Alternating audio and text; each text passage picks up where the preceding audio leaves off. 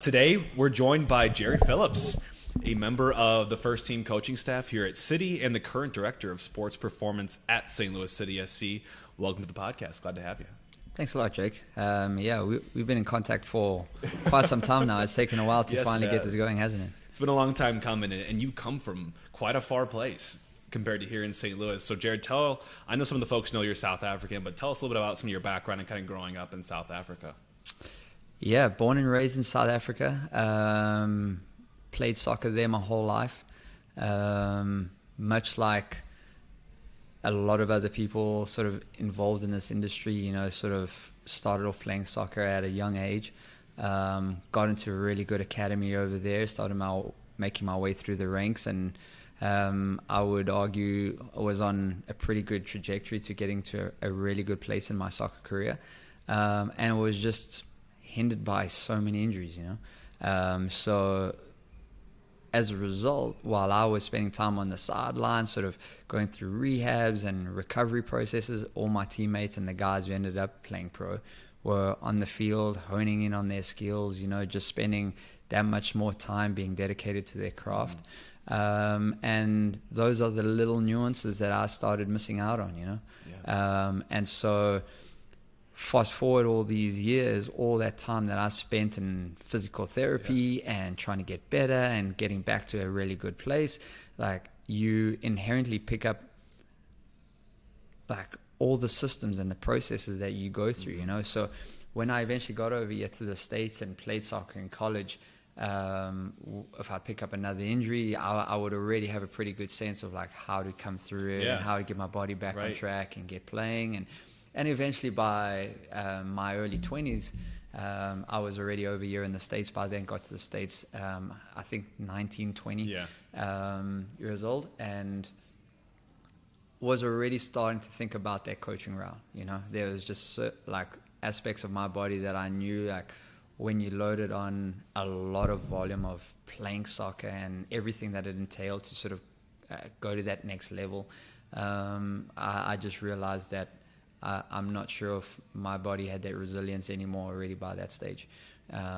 So got into coaching really early, started taking care of a lot of my coaching licenses and everything. Pretty much after my first year of college, started getting into the woods of all of that good stuff. But while I was playing, a coach was giving me more responsibilities on recruiting, on why we're doing this training and everything like that. And so basically from around the age of 20, 21, 22, I was already sort of helping with the recruiting process and aspects of coaching and everything like that at the college level, even in my undergrad when I was busy playing. That's fascinating. So I heard you tell a little bit of that story on the City Voice podcast, but I feel like what you experienced was kind of like a silver lining where, you're hindered by injuries, which is of course just really unfortunate, but being behind the scenes, learning about the processes and rehabilitation and how you get back, and then getting into the coaching side of things, it's almost like, where would you be had that not happened to you? Like, do you think that's part of what steered you in this direction? And do you think that perspective can help someone like you in your role? Absolutely, man.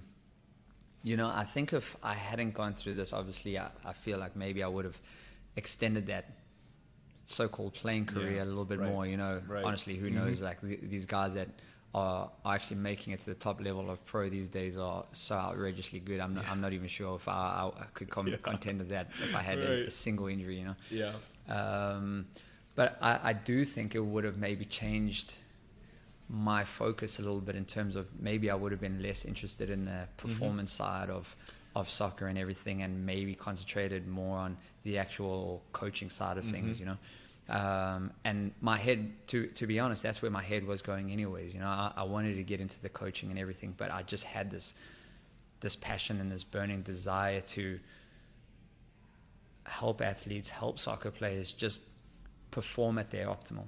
How to avoid injuries, how to just get stronger, just better, faster in aspects of whatever they did, So I had a decent spell when I was going through grad school and everything, where it wasn't just soccer players that I was helping.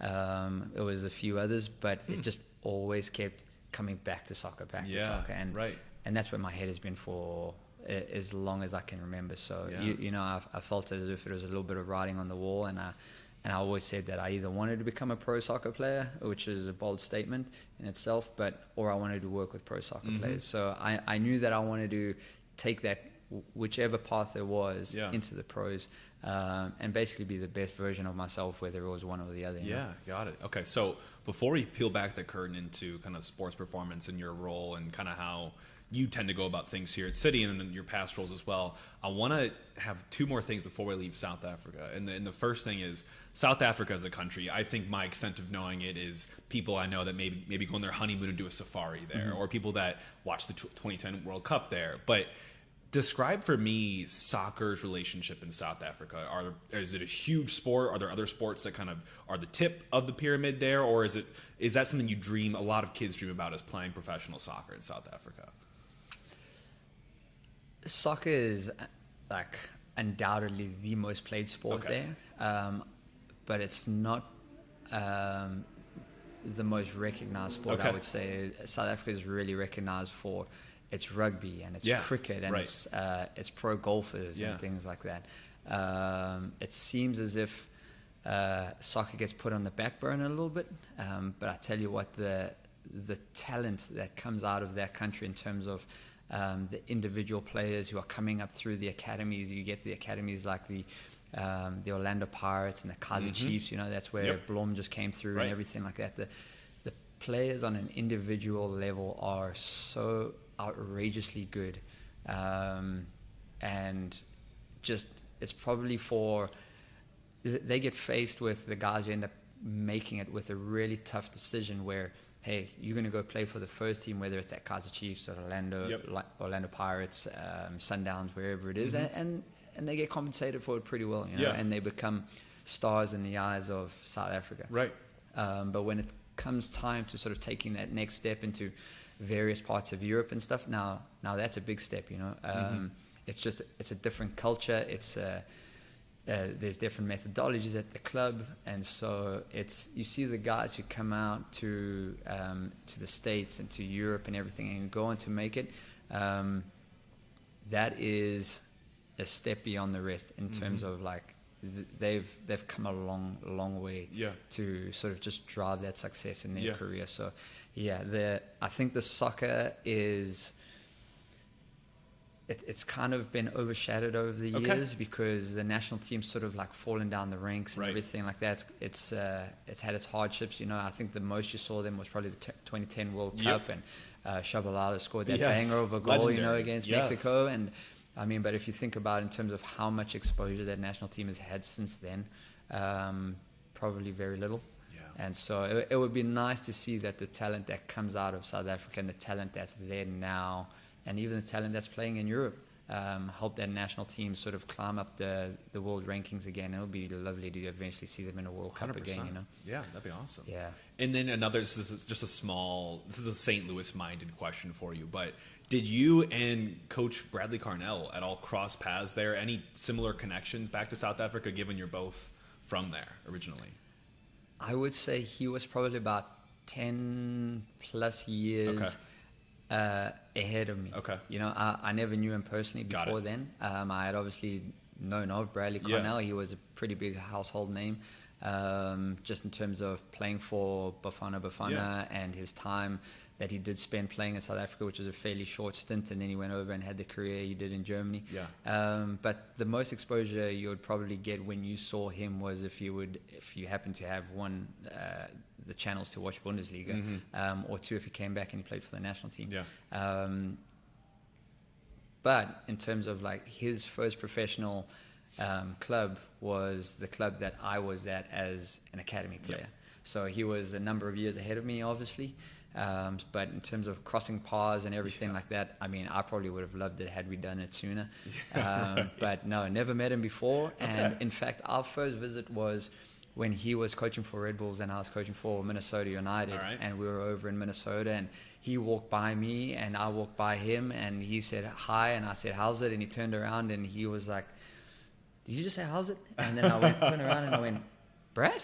And went, yeah. And that was basically the start of our relationship, you know. And so crossing paths, literally crossing the field, walking opposite directions in Minnesota, in a Minnesota Red Bulls game. Yeah, unbelievable. Yeah. Oh my God, I love that small, like the small world kind of feel to it. I love those connections that we have here. But that's a cool story. And so obviously now we're going to leave South Africa. Let's get to the States. You said you made that transition, I think, like around 19, 20 years old. Yep.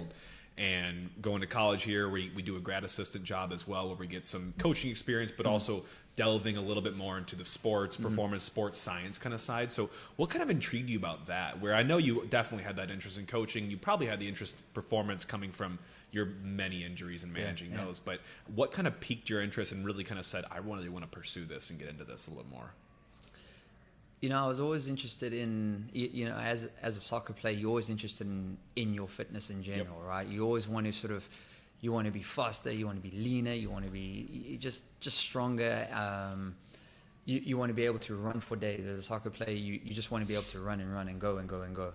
And so that was always there. And so when I was playing in the PDL, like we had a group of guys, and this is when I started realizing, I kind of want to turn that corner on from going into player into more of a coaching role. So I was coaching the reserve team there at the same time, which got me thinking about, okay, well, this is what it actually means to run a training session. This is what a training session involves. It's not just showing up and having guys just run around a big rectangle and kick a ball, and hopefully at some point they figure it out. And so that led me to a lot of conversations with my coach of that PDL team, and that kind of really got me honed in on, okay, this is a little bit more detailed and complex, and I really like where this is going. And so I just felt with my background, my playing, everything else that went involved in it, that this is something that I almost felt like I was just meant to do, Yeah. And so when I got into grad school and we were coaching over there, as a grad assistant, I was fortunate that the coach gave me a lot of coaching responsibilities. And there was two of us running the show. He had his responsibilities, and I was fortunate that he gave me a lot of responsibilities. And we had to wear a lot of hats, let me put it that way. Right. And so we just try to keep coming up with ways, like how could we improve this team with minimal resources. Right. And so the first step that we took was buying these guys heart rate monitors and having all those heart rate monitors sync up to a live iPad, and it was live tracking. And then you started getting into the details of, all right, this exercise means this and this exercise means that, in terms of, hey, this elicits this type of response. Or if we play small-sided, it's really fatiguing because it's really intense. So you see the spike in heart rate. Or if we make guys do small one-on-one, 2v2s, 2v1s, that kind of stuff, that's also really, really hard because of the constant movement of the players. And then when you get into the larger stuff, then you start to see how it becomes almost more on your aerobic side, where guys are covering longer types of distance. There's a little bit more walking. They're not that involved in the play constantly. Yeah. So it starts to get you thinking about, okay, so if a 1v1 means this, then what does an 11v11 mean? Yep. That's obviously an extreme example. So having that chance at that early age to sort of delve into what all these activities mean in a very elementary fashion back then was probably the starting point of that sports science realm. So afterwards we would sit on this iPad and download the heart rate data and look at it, and hey, at this point we were doing this exercise, and this point we were doing this exercise, and oh, hey, look at the heart rates in between there, and hey, this was a big spike, why was it a big spike, and how, if this person's spike was over here, what was this person's, and that was just the tip of the iceberg. Wow. Fascinating though. I mean, the all of a sudden the explosion of data, and I feel like science that has gotten into sports. I remember the entry, the doorway that I started to see there was the science behind sports was, I don't know if you remember, but on ESPN, I feel like SportsCenter or somewhere used to have a sports science quick segment, and there was a host to it, and they'd zoom in on or click down on a different sport or a different type of action. every time, and every single episode you left just feeling fascinated that there's so much that goes into that, and all the numbers and the nitty-gritty that can make a huge impact on it. So I mean, you're in a very important role, and you held this similar role at least at clubs like Minnesota, clubs like Seattle, which I wrote down here, Jarryd. I mean, a lot of success has followed from when you've been involved in these organizations. I see here, so at Seattle, you're a member of the sporting staff that made the playoffs every season while you were there. And you achieved a similar feat with the Revs when you were there, making the playoffs all 3 years while helping the team to a Supporter Shield in 2021. So successes seem to follow you. City, too, obviously made the final appearance last year. So, I mean, what's in the water? What are you bringing something very special or different to the game, or do you think you just have this drive and this work ethic and all the experience you bring to the table that just makes a difference on how you manage players? Honestly, I wish I could say it was all me, but it's definitely not. Yeah. You know, one thing I would say is probably lies within one of my main strengths, and it's probably a pretty simple one, is being able to develop a good, sound relationship with the head coach and the coaching staff. And I think without that, you immediately lose that ability to communicate. And when you lose that ability to communicate between where the players are physically on a day-to-day basis and where each player is sort of individually as a result of every training session, I think players start to inherently fall off, because if I put 12 players on the line and I make them run from A to B and B back to A or whatever it is, that sprint from A to B and B back to A means something entirely different for everybody. Right. So you have your sprinters who are probably going to think this is the easiest thing in the world, and then you have your aerobic guys who are probably going at full tilt just to sort of keep time of that, you know. So again, just a really basic example of how you have 11 players on the field, and that game means something almost entirely different to every single guy, and it's being able to take the complexities of all of that meaning and what it means to each player, and in a very simple term be able to communicate it to the coaching staff and say, hey, this is where we are and this is what we do. And so the easiest way to do that is if we obviously have center backs playing, we have outside backs, we have our wide players, we have our center mids, attack center mids, forwards, and they have specific positional demands that they go through every single weekend.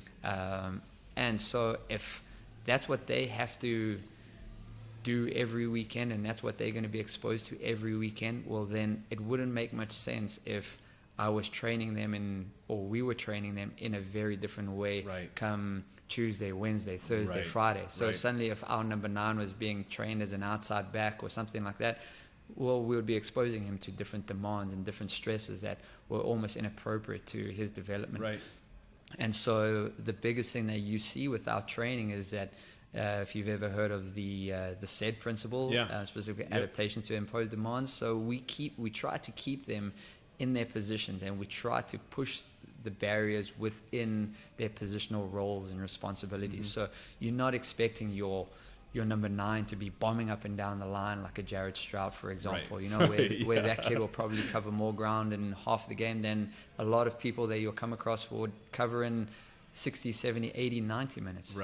Just because of his like unbelievable engine that he has. You know, so to take a Jarryd Stroud and put him at a center back, you probably like slightly idiotic. For sure. But so it's really just finding out who these players are and making sure that you're optimizing their training in something that's very specific to what they're going to see come the weekend. And so you hear that and you go, oh yeah, that makes sense. That's really basic. But you'll be surprised at how many people miss that boat, you know? Yeah, and I feel like listening to you respond to that, the things that stuck out to me is how you take things. It's very personal. It's very personal. It's very positional. And so there's two different unique, aspects that come together. That creates probably a lot of work on your end to make sure that it's precise to the person and precise to that person's position as well. Absolutely. So you can see where the complexity comes from and how seriously you take it, because that can't be easy. And then you take it, you add the element of different days and how many days we have between matches, and every element I feel like just contributes and makes it even more hard to manage. But Absolutely. you're doing a phenomenal job so far. Thanks, and man. I kind of want to peel back the curtain on, just for the listeners out there and even myself, around what does a normal type week look like? I think for most weeks you play a Saturday and a Saturday, let's just say. So if you're approaching, let's just say it's Sunday, and usually is Sunday usually like a day off if Saturday night is a game, like, or do we start that clock Sunday and then we back it up to Saturday? Like, what does a normal week kind of look like in the lives of these players, with taking the personal and the positional out of it, but like how do you kind of stack your week up to make sure that we're approaching the right way? Yeah, that's a good question. And in short, to Sunday being off, that's a yes and a no answer. Yeah. And so if we're playing here at home, Sunday will usually be a recovery day, and we call it a split session. So the guys who play a lot of minutes, or the starters, they'll go in and they'll have a recovery day. They'll spend time getting a massage, sort of going through a whole regen with Kelly. I'm sure you've heard and seen her name pop up. And so she's doing a really good job on the sports science side, being able to track and monitor and really stay on top of the types of stresses that these players have gone through on a day-to-day basis, which is easier for us because it paints that picture of where guys are. And when we know where they are, we know what to do with them. And so Sunday, guys would start, they go through a full recovery, regen day, and the other guys will go into a training session. And so it's not necessarily always that simple, but how you can look at it is basically within the squad that you see, there's usually 4 groups of players. So you'll have your starters, then you'll have your guys who will come off the bench and play a decent chunk of minutes. Maybe those guys coming on about 55, 60, so they're playing a decent chunk of minutes. And then you're going to have your guys who are maybe coming in at the tail end of the game, or maybe not even sneaking on, And then you have your guys who aren't even in the match day squad. So basically within that roster makeup or that squad, there's basically 4 groups that you have to be aware of. So the other guys will come in and we'll put them through a smaller group training. And so that's usually going to be very intense. If I were to compare it to a game intensity, let's say a game is 100% intensity, we'll expose those guys to anywhere from about 110 to 130% of what a game is. So it's really short, it's really sharp, it's intense.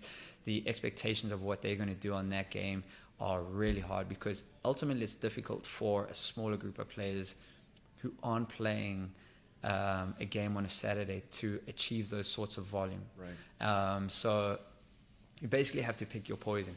And so in this sense, when they come in, what do we want them to be able to achieve when they come onto the field? We want them to be able to keep up with the intensity that is currently happening on the field. If not, even take the game to a higher intensity. Come on and give us a spark, give us sharpness, give us freshness, give us like fresh legs that can go and just run at them. Right. So now if we would take a guy who's typically coming on as a sub, and that's what his role has been for a while, we'll start to look at and say, hey, you haven't started or you haven't played a lot of minutes for a while.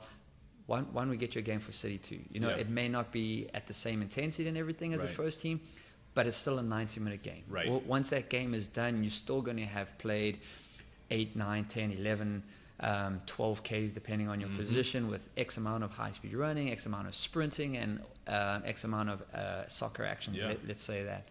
And so the players have been great, where they've gone, look, I haven't played in a while. Hey, coach, can I go down and play a game or whatever it is? Right. Or maybe City 2 are playing on a Sunday and we played on a Saturday, in which case we just chat to them after and say, hey, there's a game tomorrow night.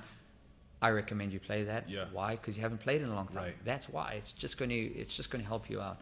And the more time you get to actually play games over extensive periods, extensive minutes, it can only benefit your development, because we got a young squad. So that's another conversation that we have. Right. And then if we're on the road, Sunday is usually off, because games will usually start at 7:30 now with the new Apple deal. Depending on how far we are, we usually wrap up the game, get to the various airports or wherever we are about 11:45. We wheels up about midnight to about 12:30 or so, and we're back in St. Louis at anywhere from 1 to 6 a.m. depending on how far away we are. So usually when we're on the road, Sunday and Monday is off. When we're at home, like I said, Sunday is in. We're in for a training session unless some guys want to go over and play for City 2. And then Monday is off, and then we get into the rest of the week. Unbelievable. So yeah, that was in a nutshell. That was Sunday. So I mean, I can go into Tuesday and Wednesday if you want, but we could be here for a while. I guess talk me through the idea then between, so I guess we kind of call it Sunday and then sometimes some Monday for, longer away games, but how you balance like the midweek. It's because I feel like some people kind of think, every day you go out and you might do a little bit of weights, you might do some mobility, then you might hit practice for an hour. But every day I feel like is so different because you guys tailor it to make sure that you're peaking on Saturday or for the game, whenever the game is. So I guess talk me through the idea of kind of like load balancing and game planning to make sure that we treat every day differently for different objectives. So now that you know that usually that Sunday, Monday is off, or it's a bit of a split session, but anyways, Tuesday is usually a re-entry day. So we don't want to blow them up with volume because their bodies are sort of on this like recovery trajectory, if you will. So to bring them in and suddenly like hit them really hard with all this workload volume doesn't make much sense, So if you think about it, when it's really cold in the morning and you start your car, what do most people do? They let the engine run for a little bit and get it warmed up before we're going. So that Tuesday is more of what we consider a re-entry day. So the session tends to be short and sharp in your small amount of spaces. So this is where we're trying to sort of say, welcome back, boys. We're going to set the tone for the rest of the week. So it's going to be short. It's going to be intense. We're going to get to the point of what we want. We're going to start getting into the principles of the week and what Brad's looking for. And in fairness, those principles don't really change from the word go in day one of preseason all the way like through the season. So they know when they come in, it's going to be smaller spaces, it's going to be a lot of intensity, but we're going to sort of be in and out that door, on the training field in about 60 minutes or so. Every morning the guys are in the gym, whether it's various strength work, speed, power work, mobility work, core work, but they always start off in the gym first to get their bodies just up and running. There's just a sense that when we have them in the weight room first, we're not putting heavy stacked bars on their back and all of that nonsense, but we are getting their bodies going. So by the time they set foot on the training field and when it comes to getting warm-up started, the guys are already in a place where, let's say I cut the warm-up in half, or I even did a fraction of that warm-up. They're basically ready to go already. And so it's just making sure that from the start, from the word go in the warm-up, I can already start getting into the basic principles of what this team is built around and structured around. So we're not just running around a few cones or doing this. There's competition, there's pressing, there's 2v1s, there's 1v1s. So like we're getting into the nuts and bolts of like a very basic the very basic principles of essentially why this team was developed. And going back to another thing that you kind of hit on there too is one thing when I was talking about how much success has followed you since you've been in these clubs, you mentioned communication and how important managing relationships are. And I think something else that'd be interesting to hear more about from your perspective is the relationship between someone like yourself and someone like Carnell, someone like Kelly, like you mentioned on the sports science side. Like, how do you all interact, and how do we make sure that we're not steering into each other's lanes and not stepping on toes, but complementing each other in a way that creates synergy versus some sort of separation or some sort of rivalry against each other?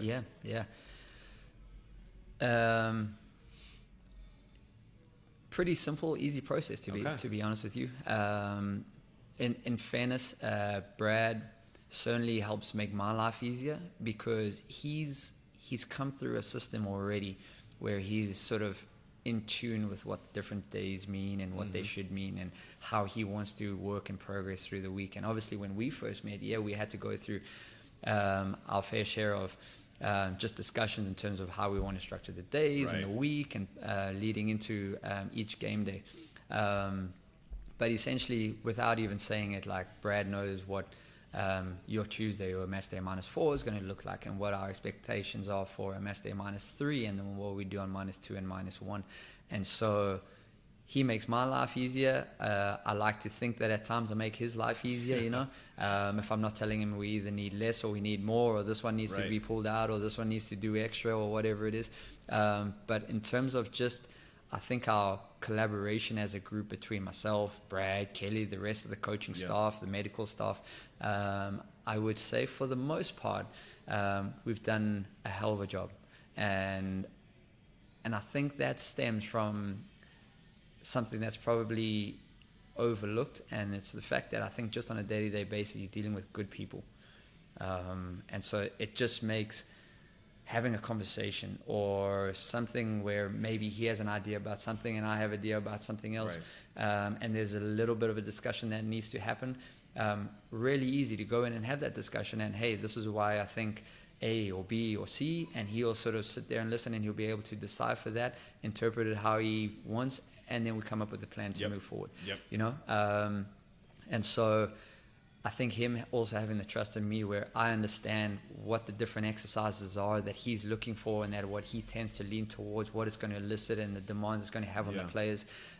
It's really easy for him to say, hey, I want to do a 9v7, or I want to do this, or I want to do this type of rondo, whatever it may be, and both of us are on the same page in terms of what it's going to bring about in terms of physical loading. And so to sort of say, hey, we want this day to be this, okay, well, this is going to tie nicely into that, and this day is going to tie nicely into that. And so, yeah, I mean, when I was in New England and dealing with a Bruce, or when I was dealing with an Adrian, over in Seattle when it was the Ziggies and the Ezras and the Brian Schmetzes and them, these conversations tended to be a little bit more difficult because they already had a set idea of what they wanted to do, and now you're dealing with things where there's a lot of subjective feeling around it versus objective feeling. So you kind of had to go, and sorry, not objective feeling, objective data and objective reasoning, why I bring that. And so that tended to be a little bit longer of a navigation process in terms of this is why you should or shouldn't do this exercise, or this is why it may be better suited today or tomorrow, or let's do it sooner, or let's do it longer, or let's do it whatever it may be. But you kind of had to have your ducks in a row in terms of when you're going to somebody who is as experienced and has a winning record like a Bruce Arena, to sort of say, I don't think you should do that exercise today. You need to make sure that you have your you're basically your stuff in alignment before you go in there and you start like throwing stuff at the wall as to why you shouldn't be doing things, you know? Yeah, I feel like you kind of live in the paradigm of the eye test and what you observe, you know, the qualitative and the quantitative and the data and what you're observing from a metrics perspective. So I think that was getting into one of my things I wanted to tease on is, one, your thoughts on the relationship between both, you know, the eye test versus the quantitative, because I'm sure there's a good relationship. You have to kind of measure, you can't just go full to one side. You got to be able to blend both. And then two, kind of what are some of the metrics or kind of your indicators of success that like you measure yourself on? Like this is the way that we kind of measure Jarryd's performance, and how they, like, what are you kind of looking at to make sure like this is kind of my leading indicator to know that I'm doing a good job with managing the team?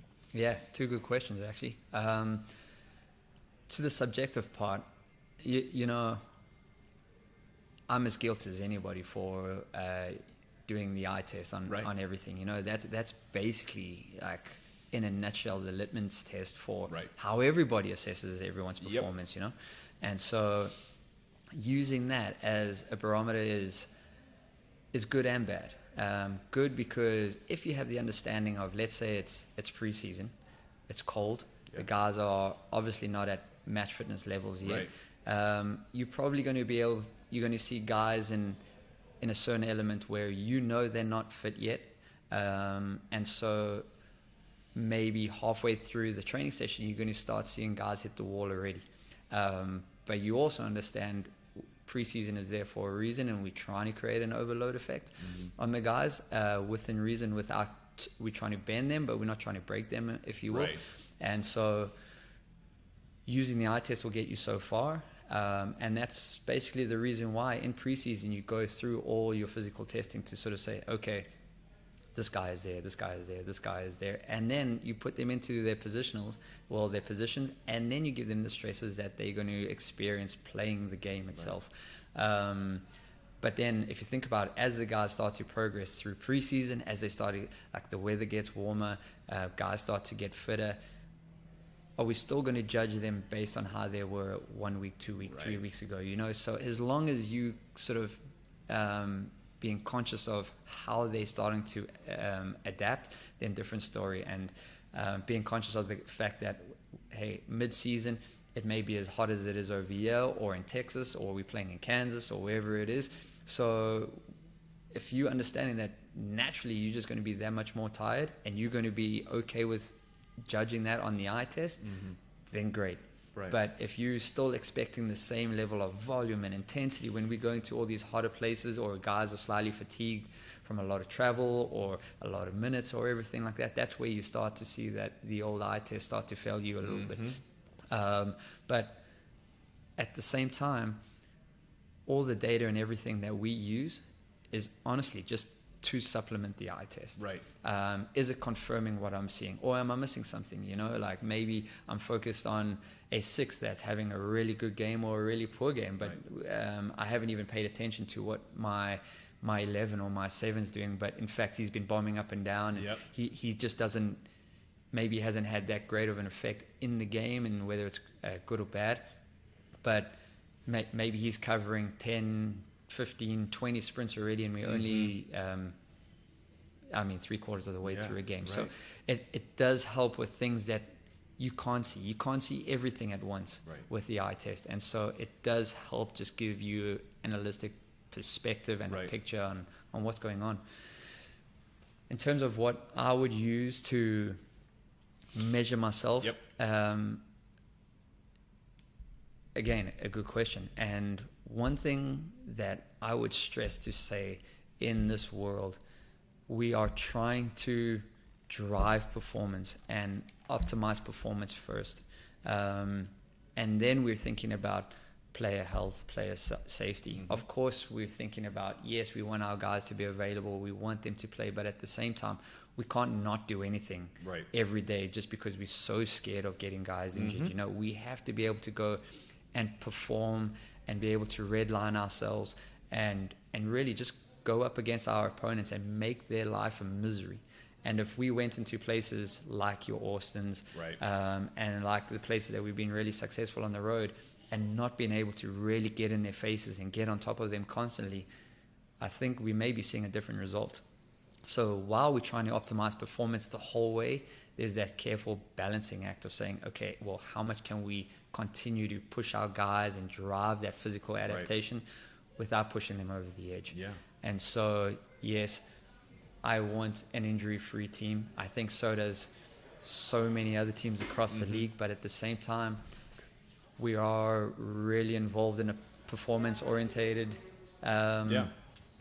professions. So before anybody judges us on anything, they're going to be looking at our results. And so that's what we have to be mindful of. And so I love seeing our guys uninjured and having a full roster availability and everything like that. And it's like we were saying off air a little bit ago, you know, if I were to offer any coach across the league at any given stage, the most amount of injuries you're going to have is 2 across the season. You're probably going to snatch my arm off, you know. So I can, and when I sign on for some of these teams, like one of the things I basically say up front is, I promise you we're going to have injuries. We're going to try and mitigate those injuries and keep them as low as possible. But still to this day, when somebody figures out how to have an injury-free player and an injury-free team forever, I think that person is going to make a lot of money. You know? I would say so. And unfortunately, I don't have the crystal ball of how to totally keep players uninjured and optimize their performance at the highest of levels all the time. But I would say overall, between just the coaching staff, the medical staff, the performance staff, the players themselves, they're doing a hell of a job. You know, like if you see them on a day-to-day basis, they're always trying to push that envelope. And for me, in my role and the coaching staff, and even somebody like a Lutz van den Steel, like that's what he wants to see. You know, you want to see that passion, you want to see that fire, you want to see that hunger to just keep driving on, you know, keep getting after it. And sort of that's what we're trying to give the players that platform for. Right. Yeah, you go, boys. Like you've worked so hard. You've positioned yourself to be successful. Now go out there and get it. Right. And, you know, and so obviously we're still a young team in terms of just how long we've been in the league, all our experiences. Now that first half of the league was built on firsts. Yeah. That was the first time we've gone to Texas and played Austin. That was the first time, or kind of twice, that we've gone to Dallas and had to play in Dallas. You know, that's the first time Houston's come here. That's the first time we've been to Seattle and had to play on that turf. Yeah. And so just keeping everything in perspective for like how we're growing and developing this team is essential. So I think in terms of what you're seeing, how the players are going and embracing the challenge and just literally embracing the unknown, they're doing a hell of a job, man. Oh, absolutely. I mean, if you just look objectively at the leaderboard, the Western Conference right now, I mean, if that's what you were measuring on as performance, I mean, you guys couldn't be doing much better. So, I mean, hats off to you and the rest of the staff and team. But so obviously things are going well. I wanted to give you the moment to share here. I mean, so we're halfway through the season now, which is crazy to think about, but we're halfway through. Any moments or wins or memories stick out to you as something that you just, it was either a really, really feel-good moment, like we were super excited, whether that was the first win down in Austin or, you know, maybe here against Cincinnati. Anything stick out to you as being, wow, like I'll never forget that feeling or that memory from this first season here? Yeah, there's a number of those moments, actually. I'm sure. And I don't know if you'll be surprised by this or not, but one of those first moments were when we were in preseason and we had our first preseason game. We had played Philly and Inter Miami, but that specific feeling that I get is after the Inter Miami game, and yes, we were playing like there were mixed teams and all of that. It's preseason. It's just preseason, but the way our players played that game and the intensity at what they played that game, and because we were still trying to figure out who are we and who is and what is this group that we've just put together, and are we good enough? Are we capable to really start competing in Major League Soccer, right? And so the bottom line is it's an Inter Miami team that's got a lot of experienced players, and maybe they haven't been the most successful team, but they've been a team good enough to make playoffs. For sure. And so, yeah, we are playing them in preseason, and I'll tell you what, we absolutely did an incredible job. I mean, I just really want to say we blew them out the water in that game, and we did. And I was kind of sitting on the bench almost in this like giddy way going, wow. You know, when these guys turn it on, like it is crazy to see. Really? And I think if you fast track that to when we come to City Park over here and play against teams and you see that relentless pressing and that relentless pressure, and the guys are just like, we are not taking our foot off the gas, and opponents are going, just give me a second here, you know, like why every time if I turn left there's a guy on my left, and if I turn right there's a guy over there, and if I try to go backwards there's a guy over there, and I feel like St. Louis City are playing with like maybe an extra man or two on the field, and so that was really like that first indication of like, hang on, like do we have something on our hands over here that can be special? Right. And as we went through the rest of preseason, well, I think that was the case, you know, and we really did a good job, and we had our fair share of challenges. You know, when we went from down in Florida to over in Coachella when we played the Galaxy, you know, when that first half against the Galaxy over there was a really good half. Then we made our changes. Galaxy were a little bit further along the line in terms of how they wanted to move their players along in preseason, so they kept their starters on, and we made a full line change. And they ended up beating us 4-1 at the end of the game, but up to that 60th minute, it was 1-1, and it was all us. And so, and then when you start to delve into what those extra 3 goals look like, it was really going, hey guys, you're going to beat yourself up because of the scoreline, but look how you played in between.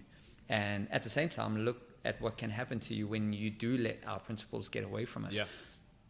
So seeing us go from this high in Florida to what we considered a little bit of a low, all within preseason against the Galaxy, to how we started climbing out of that, was one of those moments where I'm thinking, man, if we come together and we really play how we can, we are going to make teams' life hell. Yeah. And so, you can go across the league, player for player, salary for salary, budget for budget, and get into all that good stuff. But bottom line is, when you see this team really come together and get after it,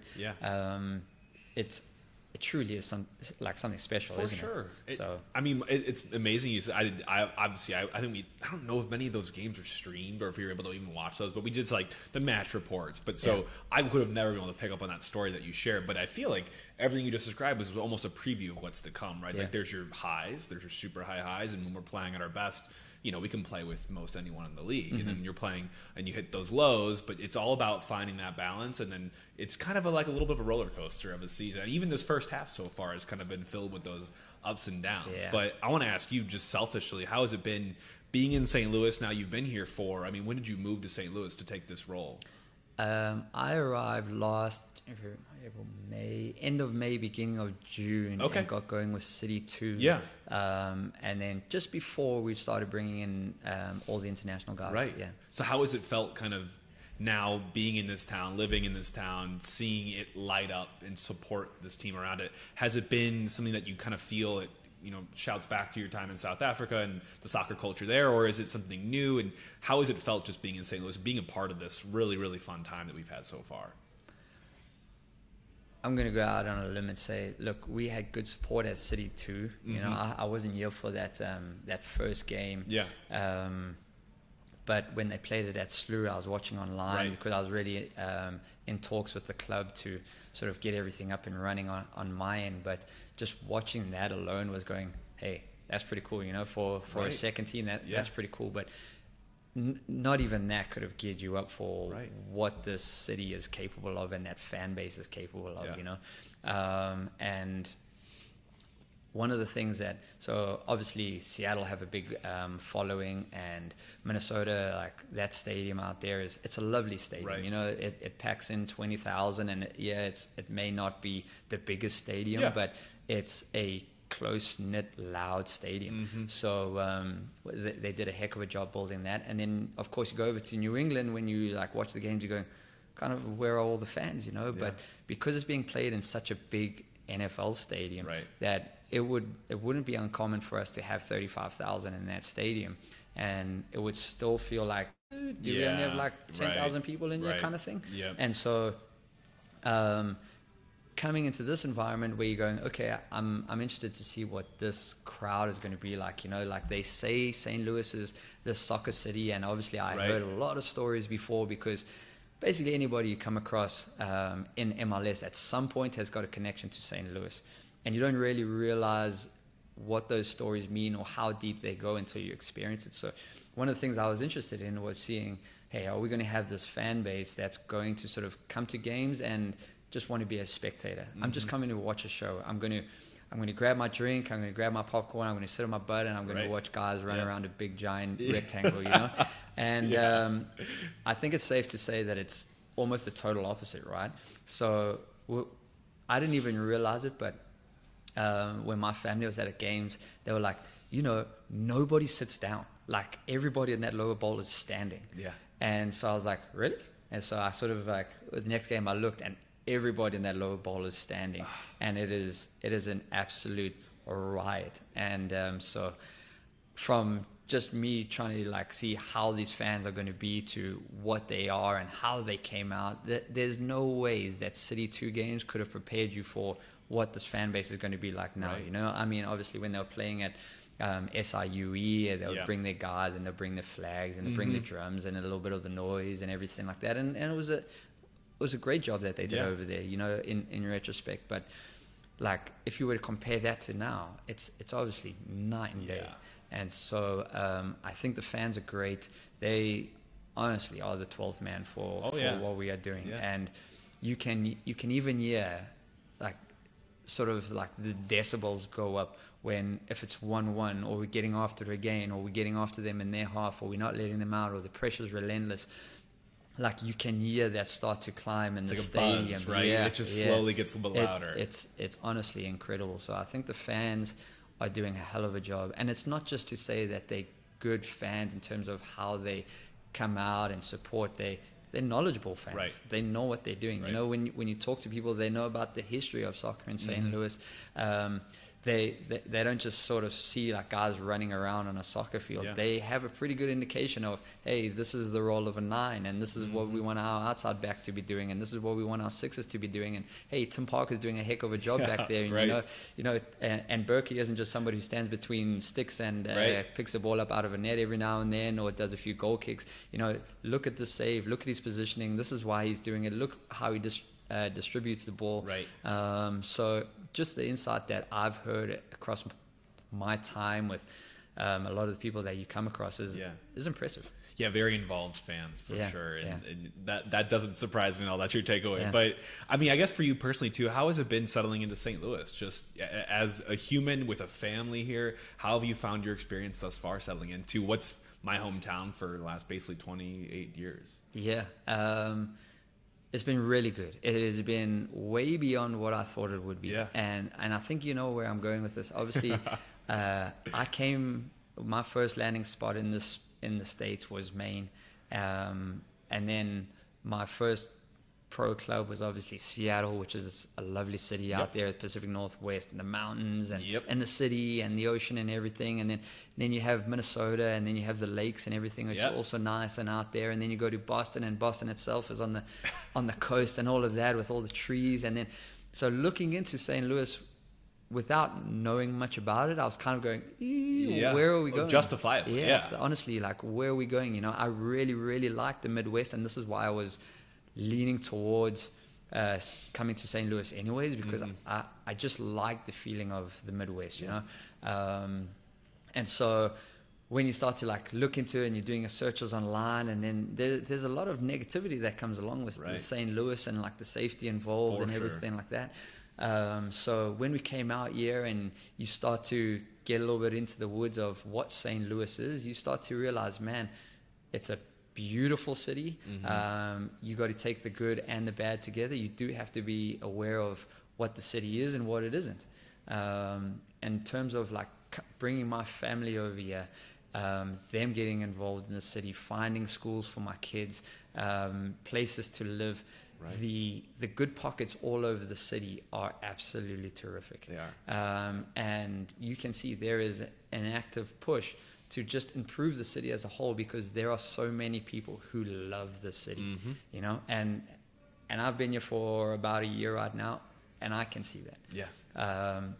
And it's made me actively like conscious of, hey man, you can see like this is going up, and this is going up, and this is improving, and they're building new roads over here, and they're doing this, and it's great, you know, stuff like that. I usually couldn't care less about, but you know, it's something that like I've obviously paid attention to now. So I think in terms of what the city is and where it wants to go, I think that's probably the most special part. Yeah, it is. You came into like a brand new project in city, and then city more broadly, St. Louis City, like you're part of it too, being with the club, but it's whole revitalization, revamping, making it safer, making it more of an attractive place to come to. But I think you've come at a good time as well, because I think it's even pushed further and further along since I've been here. I mean, like way miles ahead. So excited about that for sure. I'm glad you're experiencing that from your perspective. But when you're not directing sports performance here, Jarryd, or helping coach and assist us to record-breaking, you know, first halves of the season for an expansion team, all the different things that we've done, what does Jarryd like to do in his free time, in his limited probably free time? But what do you find yourself wanting to do on the weekends when you have some time? Or weekdays, I guess, because weekends are probably equally as busy. Priority number one has always been trying to spend time with my family. Because just the nature of the beast with this profession is that it's going to take you away and going to take time away from your family. So anytime where I just get to chill out and hang with the fam is terrific. Where like seeing my little 1-year-old, like her taking her first steps, you know, that's really important to me. And seeing my 4-year-old learn how to ride a bicycle and learn how to ride a little motorbike and drive his little electric car and stuff like that, you know, to me that stuff, and those are things that you can't rewind and get back. And so just being present in those moments is is something that I've come to realize is like invaluable. Of course. Especially as you sort of like have a family and you go into this type of world with, they try to stretch you in all directions. You know, you got to be with the team and you got to be hyper focused on the players, and it's players first, it's winning first, and you're trying to drive that, and then get home and you got to switch off. Yep. You're not there. You're not trying to get results anymore. Yep. You're not the guy whether we're coming off a great win or right. Like a really disappointing loss. Right. You kind of got to like just drop that at the front door and then carry on and be the husband and the father that they expect you to be. You know, and I think I'm guilty along with other people too. I haven't got that right at many times, but.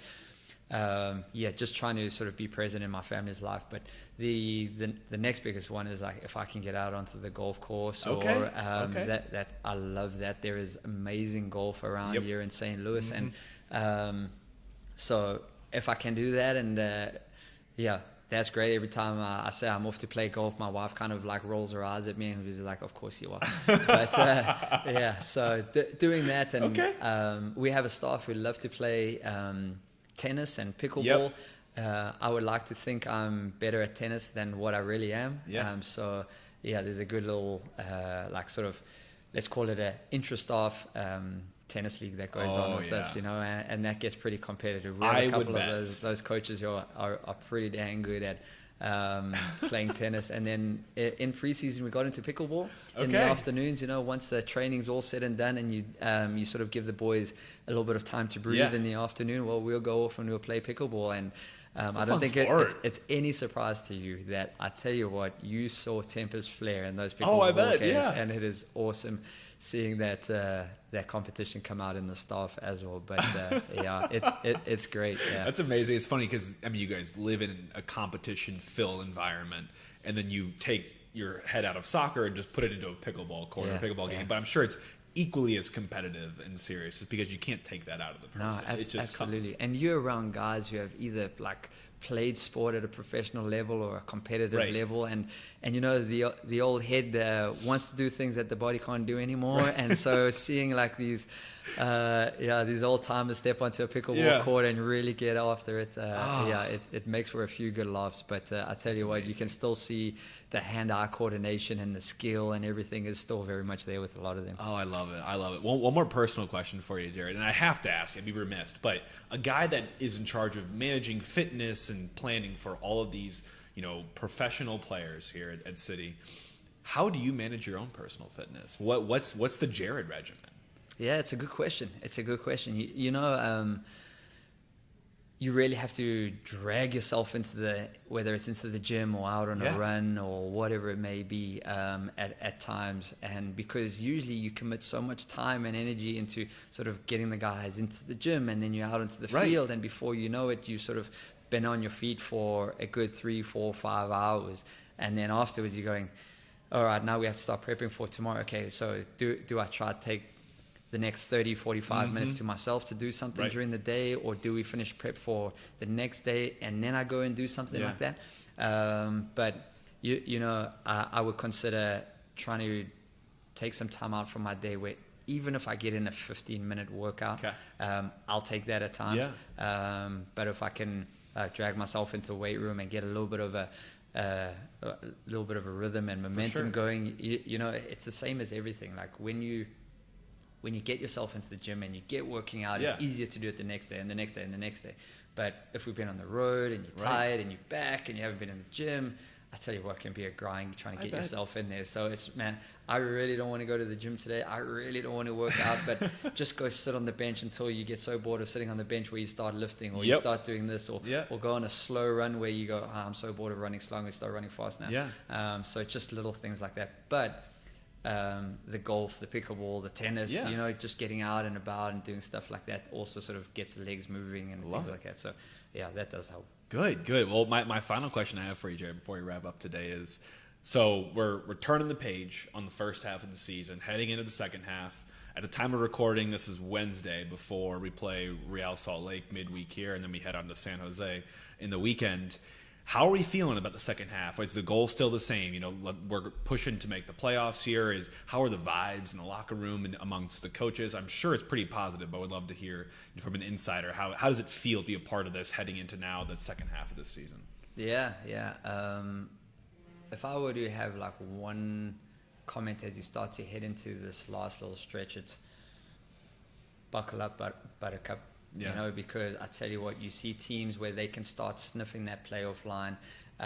Teams who realize, look, we may just be out of playoffs or may be just in playoffs. So, and I think you can see it when teams, just in general, when they come to City Park, they're playing better than usual. You know, they're not just coming to City Park anymore because they think it's going to be a walk in the park. You know, in fact, I don't think they ever came to City Park thinking that. And if they did, well, yeah, good luck to them. Yeah. But teams are coming here and playing 5, 10, 15, 20% better than what you would expect of that team. Right. And so that same type of mindset and outcome starts to apply to all teams and all games as you look into that second part of the season. Because like I said, teams are playing to stay in playoffs. Teams are playing to get into playoffs. Teams are playing to not fall out of playoffs if they're on that cusp of falling out. So games start to become frantic. Games start to become crazy. So it's just going to be like a madhouse the closer we start to get towards the end of that season. And the beauty of that is this team basically operates in chaos. You know, so teams are going to come here and try and do that same thing, and we are going to be used to it. The biggest thing is that our guys go out there and don't let the occasion become bigger than what it really is. You know, at the end of the day, it still is 11v11 with a white soccer ball in the field, and there's only so much you can do. But taking care of all the things that the guys can control, and really not letting the nerves get on top of them, and that's why the start of the season or the first half of the season was so important, because there were so many firsts. This was the first time they were playing this team and this team and this team. And you know, even after the negative results, I bet you go to the guys again and you go, hey, would you like to have that game back? And they go, you're damn right I would. And so that's why I think it's going to be a crazy forecast for what's coming up. And then, do I think this team is good enough? Absolutely. I think they've proven that when we stick together and when we play as a team. I'm not sure if there's many cohesive groups like this one in the entire league. And there's so many teams and coaches and players who have come up to us as a staff and the players afterwards and just gone, and this is regardless of whether it's a win or a loss, and gone, wow, like that was a hard game, or that was a tough team. And even this game against Nashville, which obviously was really disappointing, and I promise you there's no one more disappointed than the players themselves and the staff and at the end of that game. But if you sort of like really delve into it, before the penalty, like you were watching that game and going, we're doing well. You know, that we were playing really well, and we were headed for a solid tie or a good draw. And getting a draw on the road is really impressive, because all those little singular points add up over the course of the season. At the same time, it's really easy, and that's like a really good indication or example of how things can go pear-shaped really quickly as soon as you maybe switch off in moments. And if you think about it, it wasn't a bad performance that let us down. It was maybe switching off in really, really small moments.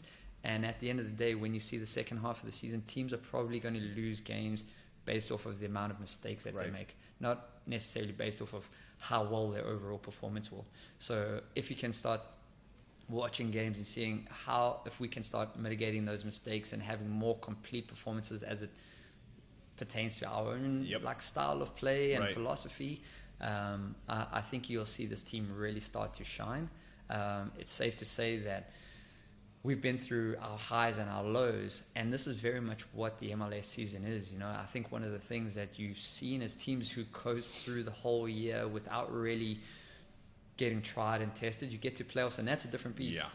And then what happens if you down a goal or down 2 goals in playoffs? Like, are you at each other's throats, or you sort of like does the house of cards start to fall down, if you will? Right. Or have you been through enough of those situations where you go, right, boys, we know we've been here, let's go again. Yeah. And so I think we're doing a good job sort of circumnavigating everything as a group in our first year. So yes, it is going to be a really interesting, a really exciting second leg over here. I'm really excited for it. The players are really excited for it, because like I said, there's even moments where there's good games, they want to have another crack at it. In moments where the results haven't gone our way, they want to have another crack at it. So I love it. I think you're going to see a pretty motivated City group really get after these next few opponents that we have. Nice. So we're not resting on our laurels. We're gonna not. buckle in, and it's gonna be a hell of a ride for the second half. It but will be. I'm glad that you're involved, Jarryd, and I appreciate you taking the time to join us here. Best of luck to you and the team the rest of the way here. We'll be following very closely. That's awesome. Thanks for your time, man. I really enjoyed it, and who knows, maybe we do this again in the future. Maybe so. Maybe so. Thanks, Jarryd. Cool. Thanks.